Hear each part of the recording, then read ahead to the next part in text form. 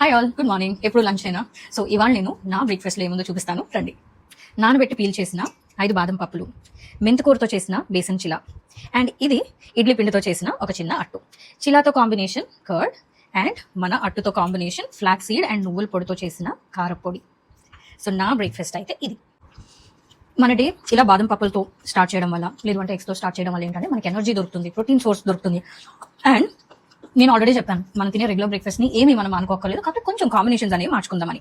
ఇది నేను మెంతుకూరతో చేసిన చిలా అనమాట. దీంట్లో ఏం లేదు, శనగపిండి, మెంతుకూర, ఇంకా తరిగిన ఉల్లిపాయలు, కొంచెం చిల్లీ పేస్ట్ అండ్ వాము. ఓకే, వాము ఉంటే డైజెషన్ కి మంచిది అనమాట. ఓకే, ఇంకా ఉప్పు, కొంచెం పాన్ మీద ఆయిల్ స్ప్రే చేసుకున్నది ఇది అనమాట. దీన్ని కర్డ్ తో తింటే చాలా బాగుంటుంది. మీరు చాలా మందికి బజ్జీలు అంటే భలే ఇష్టం కదా, బజ్జీ ఫ్యాన్స్ ఈ వీడియో కూడా తీస్తున్నారు. మా మమ్మీ చాలా చాలా పిచ్చి బజ్జీ ఫ్యాన్ అనమాట.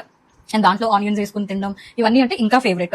ఈ బజ్జీలకి పొకడీలకి ఫ్యాన్లు ఎవరు ఉంటారు చెప్పండి, కానీ హెల్తీ వర్షన్ లో చేసుకుంటే మాత్రం మీ హెల్త్ కి మంచిది. సో ఇలా ట్రై చేసి చూడండి. ఇవాళ నా బ్రేక్ఫాస్ట్ అయితే ఇది. మీ బ్రేక్ఫాస్ట్ లో ఏముందో కామెంట్స్ లో మెన్షన్ చేయండి. I will see tomorrow.